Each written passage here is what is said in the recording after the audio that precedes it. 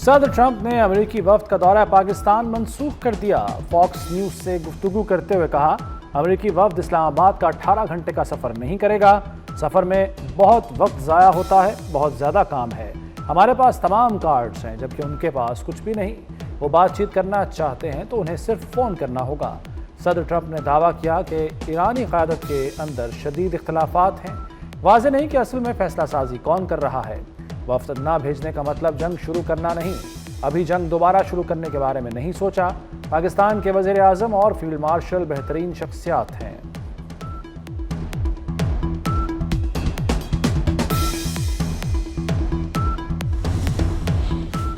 وزیر اعظم شہباز شریف اور ایرانی صدر مسعود پزشکیان کے درمیان ٹیلی فون پر رابطہ۔ وزیر اعظم آفس کے مطابق دونوں کے درمیان 50 منٹ تک گفتگو جاری رہی۔ دونوں نے خطے کی موجودہ صورتحال پر تبادلہ خیال کیا۔ امن و استحکام کے لیے جاری کوششوں پر تفصیل سے بات چیت ہوئی۔ ایرانی وزیر خارجہ عباس عراقچی کا دورہ اسلام آباد۔ وزیر اعظم شہباز شریف اور فیلڈ مارشل سے ملاقاتیں۔ وزیر اعظم نے کہا کہ ایرانی وفد سے مل کر خوشی ہوئی۔ علاقائی صورتحال پر خوشگوار ماحول میں تبادلہ خیال ہوا۔ وزیر اعظم ہاؤس کے اعلامیے کے مطابق نائب وزیر اعظم اسحاق ڈار اور فیلڈ مارشل سید عاصم منیر بھی ملاقات میں شریک ہوئے۔ ایرانی وزیر خارجہ کی فیلڈ مارشل سے علیحدہ ملاقات بھی ہوئی۔ وزیر داخلہ محسن نقوی بھی موجود تھے۔ عباس عراقچی پاکستان سے روانہ۔ ایرانی وفد مسقط اور ماسکو کا دورہ کرے گا۔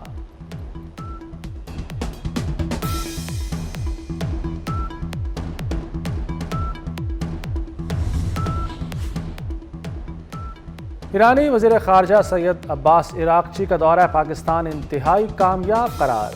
ایران کی جانب سے قیام امن کے لیے پاکستان کے برادرانہ کردار کی تعریف۔ وزیر خارجہ عباس عراقچی کہتے ہیں، دورہ پاکستان انتہائی نتیجہ خیز رہا۔ جنگ کے خاتمے کے لیے قابل عمل فریم ورک پیش کر دیا۔ پاکستان کی نیک نیتی اور برادرانہ کوششوں کو قدر کی نگاہ سے دیکھتے ہیں۔ اب دیکھنا یہ ہے کہ آیا امریکہ سفارت خالی کاری کے حوالے سے سنجیدہ ہے یا نہیں۔ نائب وزیر اعظم کی زیر صدارت اجلاس، خطے کی تازہ صورتحال کا جائزہ لیا گیا۔ اسحاق ڈار نے کہا کہ امن و استحکام کے لیے پاکستان کی کوششیں برقرار ہیں۔ غیر مصدقہ ذرائع پاکستان کی پالیسی کی عکاسی نہیں کرتے۔ پرنٹ اور الیکٹرانک میڈیا قیاس آرائیوں پر مبنی رپورٹنگ سے گریز کریں۔ میڈیا صرف سرکاری موقف نشر کرے۔ اسحاق ڈار کا ترکی اور مصری وزراء خارجہ سے رابطہ۔ مشرق وسطیٰ کی صورتحال اور قیام امن کے لیے پاکستان کی سفارتی کوششوں پر تبادلہ خیال۔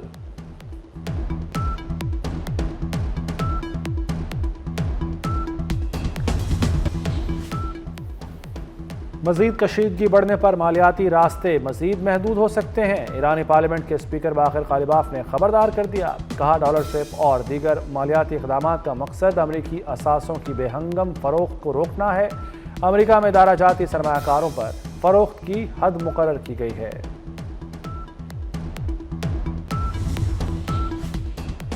بندرگاہوں کی ناکہ بندی جاری رہی تو امریکہ کو ایران کی طاقتور مسلح افواج کے سخت رد عمل کا سامنا کرنا پڑے گا۔ پاسداران انقلاب نے خبردار کر دیا۔ ترجمان خاتم الانبیاء مرکزی ہیڈ کوارٹر کے مطابق مسلح افواج ملک کی خود مختاری، سرزمین اور قومی مفادات کے دفاع کے لیے پہلے سے زیادہ تیار اور مضبوط ہیں۔ ایرانی فوج خطے میں دشمنوں کی سرگرمیوں پر نظر رکھے ہوئے ہے۔ برطانیہ کا ایرانی پاسداران انقلاب کو دہشت گرد تنظیم قرار دینے کے لیے قانون سازی کا فیصلہ۔ برطانوی وزیر اعظم سر کیئر اسٹارمر کا کہنا ہے، ایرانی پاسداران انقلاب کو دہشت گرد تنظیم قرار دینے کے لیے جلد قانون سازی کر رہے ہیں۔ برطانوی اخبار فائنینشل ٹائمز کے مطابق اقدام سے یہودی گروہوں، ایران میں مذہبی حکومت کے مخالفین کو فائدہ ہوگا۔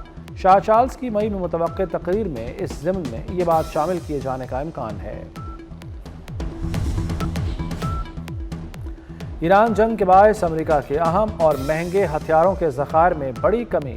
نیو یارک ٹائمز کے مطابق امریکہ نے ایران کے ساتھ جاری جنگ میں اپنے انتہائی مہنگے اور اہم دفاعی ہتھیاروں کے بڑے ذخائر استعمال کر لیے۔ ایران سے جنگ کی لاگت 28 سے 35 ارب ڈالر تک پہنچ گئی، جو روزانہ تقریباً 1 ارب ڈالر کے برابر بنتی ہے۔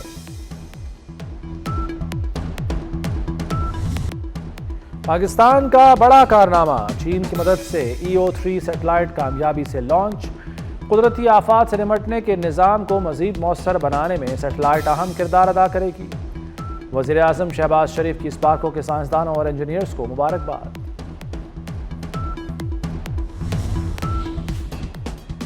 وفاقی وزیر داخلہ محسن نقوی کی چین کے تعاون سے مقامی الیکٹرو آپٹیکل سیٹلائٹ کی کامیاب لانچنگ پر قوم کو مبارکباد۔ وزیر داخلہ محسن نقوی نے سیٹلائٹ کی کامیاب لانچنگ پر سائنسدانوں اور انجینئرز کی پیشہ ورانہ مہارت اور محنت کو سراہا۔ شائقین کرکٹ کے لیے بڑی خوشخبری، پی ایس ایل فائنل میں شہریوں کو اسٹیڈیم آنے کی اجازت مل گئی۔ Chairman P C B Mohsin Naqvi نے وزیر اعظم کے فیصلے کی تصدیق کر دی، کہا وزیر اعظم کے فیصلے کا شکریہ ادا کرتے ہیں۔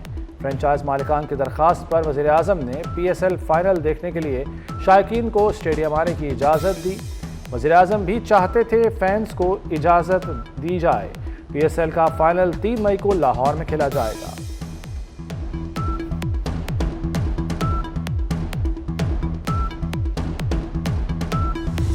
لاہور میں بجلی کی بندش کا سلسلہ تھم نہ سکا۔ شہر میں روزانہ 3 سے 4 گھنٹے اور دیہی علاقوں میں 6 گھنٹے کی لوڈ شیڈنگ سے کاروبار زندگی شدید متاثر۔ ترجمان پاور ڈویژن کے مطابق ملک میں بجلی کی ڈیمانڈ میں اضافہ ہوا۔ بجلی تقسیم کار کمپنیوں نے گزشتہ رات کے پیک اوقات میں 1 سے 2 گھنٹے تک لوڈ مینجمنٹ کی۔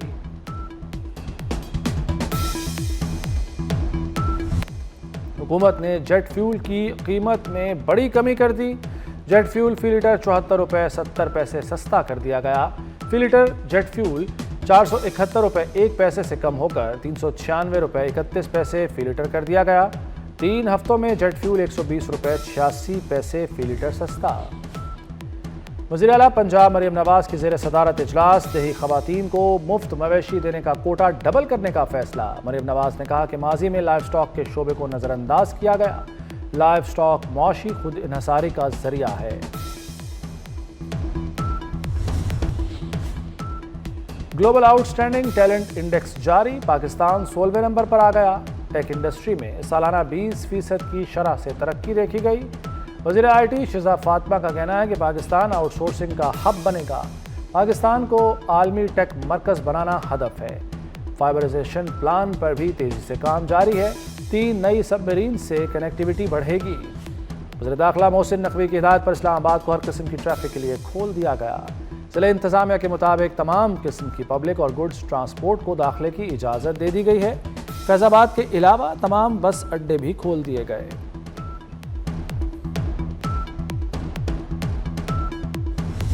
جنگی جنون میں مبتلا اسرائیل ہٹ دھرمی سے باز نہ آیا۔ جنوبی لبنان پر اسرائیلی حملوں میں 6 افراد شہید، 2 زخمی ہو گئے۔ اسرائیلی ڈرونز نے بنت جبیل میں مختلف علاقوں کو متعدد بار نشانہ بنایا۔ ایک ڈرون حملہ جنوبی شہر سور کے علاقے البساتین میں بھی کیا گیا۔ عالمی ادارہ صحت کا کہنا ہے کہ جنگوں کے باعث ایران اور لبنان میں 3 کروڑ 20 لاکھ افراد بے گھر ہیں۔ بیشتر مراکز صحت بند یا تباہ ہو چکے۔ پہلگام فالس فلیگ آپریشن پر گمراہ کن بھارتی پروپیگنڈا۔ پاکستان کی مؤثر ابلاغی حکمت عملی کے باعث بھارتی پروپیگنڈا زمیں بوس ہو گیا۔ پہلگام فالس فلیگ آپریشن کے بعد پاکستان کی اسٹریٹجک کمیونیکیشن کے باعث بھارتی ڈس انفارمیشن مہم مکمل طور پر غیر مؤثر ہو گئی۔ پاکستان نے نہایت مؤثر طریقے سے لمحہ بلمحہ عوام اور اقوام عالم کو اپنے نقطہ نظر سے آگاہ رکھا۔ لاہور سمیت پنجاب کے مختلف شہروں میں بارش کی پیش گوئی۔ محکمہ موسمیات نے پنجاب کے جنوبی علاقوں اور شمالی حصوں کے لیے شدید بارشوں کا الرٹ جاری کر دیا۔ بلوچستان اور خیبر پختونخوا کے مختلف شہروں میں بھی بادل برسنے کا امکان۔ کشمیر اور گلگت بلتستان میں تیز ہواؤں اور گرج چمک کے ساتھ برسات ہوگی۔ بعض مقامات پر یالہ باری اور آسمانی بجلی گرنے کا خدشہ۔ بارشوں کا سلسلہ 29 اپریل تک جاری رہنے کا امکان۔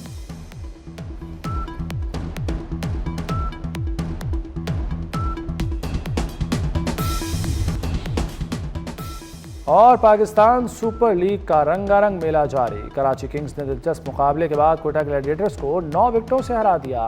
196 رنز کا ہدف 19ویں اوور میں حاصل کر لیا۔ دوسرے میچ میں لاہور قلندرز نے ٹورنامنٹ کی سب سے مضبوط ٹیم پشاور زلمی کو 6 وکٹوں سے ہرا دیا۔